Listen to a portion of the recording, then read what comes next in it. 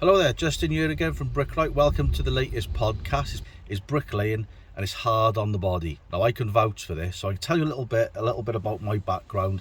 I've been a bricklayer for 35 years. Started off in college at the age of 16, YTS, did a 3-year course, £29.50 a week. My first day in college, I just knew that it was going to be physically demanding on the body, but I loved the physical challenge of it.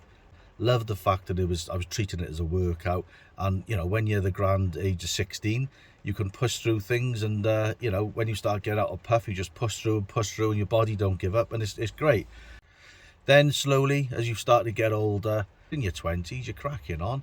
Everything's fine. You just keep going, keep eating, because it's a physical job, and you don't tend to eat much during the day. And then when you get home and after work, then because you've done a physical job, you're bloody starving. So kids from 24 onward, work. used to do cycling and other little bits and pieces in between as well. Fine, great, no real problems at all. Still enjoying it. Body was coping with it absolutely fine. So then you reach the age of 30, and when I was in the age of 30, I had a bad wrist. I broke my wrist at an early age, and I was starting to play up. So I had to have a pin put in my wrist and be laying bricks for 6 to 8 weeks. I had to get back and do physio, and it was my bricklaying hand, my left hand, that I'm pricking my bricks up in. So that kind of hindered me. Started having a bad back. Started thinking, ooh, hang on a minute, there's a few little bits and pieces hurting here, but still cracked on. Still, did the same thing. Still head down, arse up. Still, just bloody went through the pain barrier, had the energy to do it, no problem at all. So into my 40s, went to the doctors, started having real bad back problems by that time. MRI scan found out I had a couple of bulging discs in the lower section of my back, which really started to affect my sleep pattern, my pain, my mental capacity to want to keep getting out there and doing it. Doctor told me to start having to think about changing my job, and was the job suitable for me anymore. Told him, I said, I'm not changing my job. I'm a bricklayer at the end of the day. He said, look, if you can't change your job, we don't want to change your job. You've got to change your habits. You've got to change your work habits and put things in place to help your condition and manage the job as such. Then thought, right, bugger it, I'm going to listen. So I took another member of staff on, made it a 3-gang crew, and then the theory was that the 2 lads were going to do all the humping and dumping, all the labouring side of stuff, and I was just going to be left to tradesman side of stuff. But that's helped me out a heck of a lot by listening to do that, and in fact, it sped things up a lot in work. But when you're doing domestics like we do, you've got to do all the wheelbarrowing and all getting the muck out and the muck back in, and then you actually set to doing your tradesman side of it. So I took all our element out. That did make things a heck of a lot better. So I get to my mid-40s, go on holiday, Corfu, start feeling a little bit ill, not too clever about myself. I come back and I have an operation, put me out for 4 months. Then I developed something called, if I'm pronouncing this right, psoriatic arthritis. And I was in a terrible mess for 4 months, off work, sat in the house, couldn't get out. Anyway, ended up getting over that, coming back into work. I couldn't lift a concrete block. All my strength had gone. So I'm thinking, shit now, I've bricklaying since I was 16. I'm 45. What the hell am I going to do? At the time, I had Brad employed with me, probably another lad as well. I can't remember who was there at the time. So Brad, I had to put the beds down, and Brad had to lay all the blocks, and slowly but surely, with strengthening, stretching and stuff like that, I managed to build a bit of strength up and start laying again, and get it back up to where it was kind of before. So how do I find bricklaying when I've reached the grand old age of 50? When all the ailments and you start having a competition, you hear them all at the bus stop, don't you, at the old people? I've got a bad knee, Vera. Yes, Margaret. Well, I've got a bad hip. And, then the other person says, well, I've had a bad knee and I've had a bad hip and I've had a shoulder, blah, blah, blah, blah, blah. And this is the way I'm sounding, because it's just everything's coming out now that, all these bloody ailments as you get older. And it's just part of life, isn't it? But bricklaying, the demands on the body has actually done these things to me. And it's been it's been a difficult journey, because you start off at 16, naive, and you think the world's your oyster, and you go running around like a bloody lunatic. Get into the 40s and you think, oh, hang on a minute, I slow it down. Why can't I do this? Why can't I do that? Why can't I have the speed to do this? Why is this hurting? Why is that hurting? And then you get into your 50s, and yeah, I suppose I've just started that journey, so I can't speak about it yet. After all these years of just thinking, nah, I no longer have the strength that I used to have, because of my age. I haven't got I find it very, very frustrating because I haven't got that oomph. Ever, or you're chucking the bricks in, and you can go through that part of it and then just sail through it and come out the other end and think, yeah, I've done a workout, but you know, I feel good about that. I can't do that no more. So the conclusion is, bricklaying is very, very, very difficult. It's very hard on your body. Each job task you carry out puts strain, stress on all parts of your body. So let's check it out then. So I think we've established that it's hard. I've been through a little bit of a journey with myself. Everyone's got a different story. You use so many different parts of your body, don't you? You're using your stomach muscles and your lower back muscles to support the body for long periods of time doing bricklaying. You know, you could be having a 3-course high wall. You could be that could be 25, 50 meters long. You could be bent over all day, for the next couple of days, using muscles then to lift, to push, to carry heavy objects. It's self-explanatory, isn't it? You're also using, you know, your arms, your hands, your shoulders.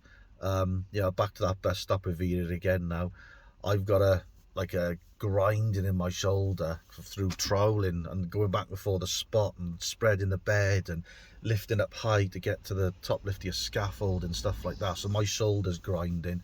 So I've now got arthritis in my shoulder, my knee. My back is hurting me now as I'm sat here. Is always hurting me. So I've got medication for my back. You know, you can get muscle strains in your legs, your ankles, your hips, your neck, even your elbows. You know, I've had, when you're laying, and you, again, doesn't matter what arm it is, could be your brick hand or your trowel hand. You know, when you're laying, I know a lot of the lads I've had, and it's bloody painful, is tennis elbow. Bricklayers burn an average of 2,500 calories a day, which makes them amongst the fittest workers in Britain. So yeah, there's no lying about that. But then my problem has been over the years, and I know you lot out there, a lot of you are going to say exactly the same, especially when you get home, you're you know, you're having to wrestle with the fridge to get the fridge door off to get into the fridge. So Lucy would have the kids there, you know, when the kids were young, and going back over the years, she'd be cooking the food for me. She was great. She'd get the food on the table for me, absolutely fantastic. And I'd launch that down with me. The plate would always be overflowing. I'd have bread and butter with it, and I'd be ravenous. So you're eating at the wrong time of day. You know, there's no education there to say when you've got to eat, how you've got to eat, all those types of stuff. And then, you know, there's other things there, isn't there? All that bending, twisting, kneeling, stooping, crouching, it all takes its toll on you. When you're up and down, bending around, twisting, bending, crouching, up, down, crouch, bend, you know, you do that for 30 years or 34 years like I have, and some guys are older than me. I think if you don't get to 50 or you don't get to 40 doing this job, as hard as it is on your body, without any ailments, then you're a lucky person. And stretching, you know, that's another one, isn't it? They could go on and on and on. The list is endless on this. So say you're stretching, you're up high, you're reaching that top course of scaffolding to get to the top course for your lift. All the bricklayers all know what I'm talking about. And then you go all the way straight down to the floor then, or if the labour's good, you know, you might be up a little bit with the bricks, straight all the way back down to your bricks, perp it all the way up, get your bed all the way back up. So, you know, the effects of that is affecting your back, your arms, your legs, and you're up and down. And that's another one. I mean, there's just so many things to bricklaying that can put a toll and you know, and make bricklaying very, very difficult, and have the effects that it does on your body as you get older. Working in hot and cold conditions is another one. I mean, you're out there, you go through all the winter as a bricklayer or any other trade, especially a brickie, because you're outside all the time. You get on site, it's 5 degrees, out you go into the bloody cold, into the wilderness, and you get your trowel out, you get the compo out, get on the ladder. You do that 5 days a week. You do that for the whole 6, 7, 8 months or however long winter lasts. Freezing conditions, waiting for it to get above that 3 or 4 degrees so you can get your trowel out and start laying. Can't tell me that all those years of doing that, working in those freezing bloody Arctic conditions that we all do, because we all got to pay the bills and pay the mortgage.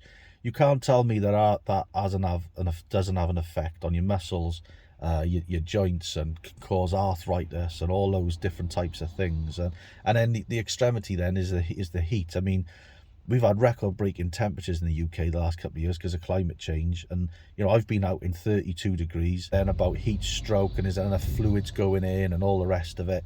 So it has the counter, the total opposite of being freezing cold. You're working in extreme heat, you're worried about dehydration, as I say, heat stroke, and just energy levels being zapped and being able to carry on and do it. Yeah, the climate can play a massive part to play on working outside on your body.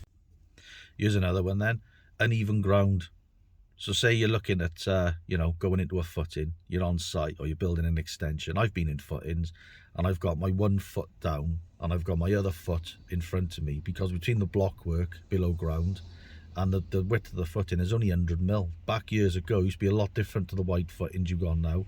You only had like 100mm, 150mm, so you couldn't put 2 feet next to each other. So you'd put 1 foot in front of the other, and all you're doing then, you've got your labour stacking out the blocks on the internals or the externals, and you're just lifting blocks up and you're just twisting. Everything's twist, twist, twist. So that has an effect then on your body. It's got an effect on a lot of the guys who used to do footings for a living. They've got bad hips and bad knees, through just all the twisting. And I used to do it, and you'd click and crunch, and it'd be your bloody knee or your hip saying, "Ow, you shouldn't be doing this." But then what do? Do you get out and say, "Right, I'm not doing this, I can't do this, my hip or my knees are in"? No, the brickies, they just carry on, they keep doing it, and they're a tough old breed, is bricklayers.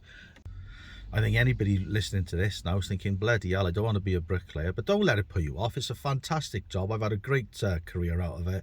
I've met fantastic people. And you know what? With all the ailments that it brings when you get into your later years, I wouldn't change anything for the world. It's a fantastic trade. So anybody interested, don't listen to Grumpy Guts here. I'm just trying to put it out there as to what the job is and what it does to your body. But there's light at the end of the tunnel, so keep listening. So injuries then. What types of injuries are the most common? And again, I've just Googled this, right? So bricklayers injuries, broken bones. It did say something to do with head injuries, strains, sprains, tendon damage. We've got young Dayton off, my son. If you've been watching our videos, he rolled his ankle, twisted his ankle, had to take him to A&E, and he's currently off work with tendon damage to his ankle. So there we go. Your back, well, that's Grumpy Guts, yeah, my back. Shoulder, yeah, I've had that. Wrist, yeah. Lacerations, bruising, crush injuries, and then cumulative injuries that happen over a period of time. Lifting, bending issues, kneeling, arthritis. So all those are the common injuries. So how do we manage that? I think if I was a youngster again, going back into college, if you teach and you educate these young bricklayers into conditioning their body and eating the right food, and I'd love to have like a personal trainer or some kind of physio person that could give you an exercise regime, some stretching or some yoga or some weight training or something that's just for a bricklayer, and then give the bricklayers in college a little something that they can do every morning when they wake up, or every night when they get home, or once a week, or whatever they want to do, just to keep your body tuned and ready to go and lay your bricks the next day. I think that's really, really important. And people might laugh at me about that, but now where I am and what I've done, I think that would be really, really useful, just to condition their body to go out and do this job. It's really, really hard. So hydration, so a couple of little points here. Hydration, 3 to 4% in hydration of loss in hydration can lead to 25 to 50% drop in productivity. So try drinking more water. I emphasize water. Caffeine accelerates dehydration. So water on site, drinking. I have a pint of water before I leave in the morning. It's eating healthy. Well, my typical day now, not what it used to be. I used to have burgers and sausage, and I used to scoff that into me some dinner times. Not often. I've been guilty of going to Greg's. I used to love having like fish and chips or pie and chips for dinner years and years ago on the odd occasion. I can't do it now because I just want to go to sleep. I just want to roll over and I just want to go to sleep. I can't even have a big, massive cooked breakfast now. Typical eat for dinner, I'll have some nuts. I'll have some fruit, and I might have like a tuna sandwich, just one tuna sandwich with a bit of cucumber in it, and then some water. That's it. That's enough for me not to go to sleep. It's enough to keep me going. I get home from work, then all hell still tends to break loose, but I have reduced the amount of food I've been eating. But I do need to lose weight because I'm a fat, grey-haired old git. Simple as that. So I do a bit of yoga. Well, it's not so much yoga, it's just stretching. This over the years, your core muscles are one of the most important things to keep toned, because everything, when you bend and when you stand up and you lift and you move and you twist, everything is coming from your core. So if you can do core muscle exercises, look, Google what they are and fit them into a little bit of a stretch in the morning. I just twist and stretch and do some things in the morning, and then by the time I get into the van, I've worked myself up a little bit. I'm a bit more supple and I'm ready to go to work. Break times. How many of you guys out there go out there, and I used to know loads in the trade, and we'd be on site, there'd be a load of us working on the property, and yeah, they'd come out 10 o'clock, have a cup of tea, and you know, sit down, have a little chin wag, back in we'd go, and then 1 o'clock back out again, and you'd have, you know, we'd always, so supposed to be 30 minutes, but we always managed to creep it over into 45. So what we do now in Brickright, and we're guilty of it, sometimes we have a break at 10, most of the time we don't, because we're trying to get on, so we're guilty of it. But we will down tools every dinner time at 1 o'clock, and we sit in the van for 45 minutes. If you're not having breaks, have breaks, because you kill yourself if you don't. If you just many work, and you've done it, and you're looking at me now on this thing, and I know you've done it, so stop doing it, because you'll kill yourself. So that's another good one. Sleep, rest. You know, if you want to be a bricklayer and you need to use your energy and you want to be fit and healthy and strong, there's no point in staying up on your bloody games consoles until 1 o'clock in the morning, or up talking crap. You know, get to bed 10 o'clock, 10:30, get up then at whatever time you want to get up in the morning, and you keep doing that day in, 5 days a week, and you'll feel quite refreshed. Whereas if you're doing it the other way around, you're going to be knackered by Wednesday, and you're thinking, oh, I gotta go to work again. Oh, you get that Apple Watch things, or like something like a Fitbit that, you know, I think with a Fitbit, I had one, you pay for the subscription, it gives you your sleeping pattern, it monitors your sleep, it monitors your everything, your heart rate, and your oxygen levels in the night, to see if you've got that sleep apnea or whatever. Monitor yourself and see how you're doing. So don't forget, really important when this is, work smart. So you've seen a lot of our videos where we'll get like trestles up, get trestle set up, and get some planks put on there, and the bricks are higher up off the floor, and you know, you're not lifting anything too heavy, you're not overfilling the wheelbarrows. If there's something too heavy on site, you get somebody else to give you a hand to lift it. On steels, you can get a genie in, rather than getting a, you know, some idiot on the one end like me, and pick it up and chuck it up over your head, and you're straining and struggling, you can feel it all on your back and the tops of your shoulders and stuff. Get a genie in and get that up there, and that'll save you a heck of a lot of strain on your body. So yeah, tools and equipment. I know tools cost a lot of money, but right tool at the right time, right place, so that can help you an awful lot. So a little take on bricklaying, and you know, is it hard on the body? Yeah, it is hard on the body, but I think looking back over time, if I'd been a little bit more sensible, if I knew then what I know now, hindsight's a wonderful thing, isn't it? Learned a lot off watching YouTube videos, especially the work smart thing off people like Charlie Collison. Yeah, bricklaying's had a major impact on my body over the years, but would I change any of it? No, I bloody wouldn't. Would I want to go and work to do something else in another job? Nah. This is what I do, this is what I love, and this is what I'm going to stick to. Made you open your eyes a little bit, especially if you're a young bricklayer. Like, subscribe, see you on the next one. Get your head down, get your arse's nut up, but be sensible about it and look after that body. Take care, see you on the next one.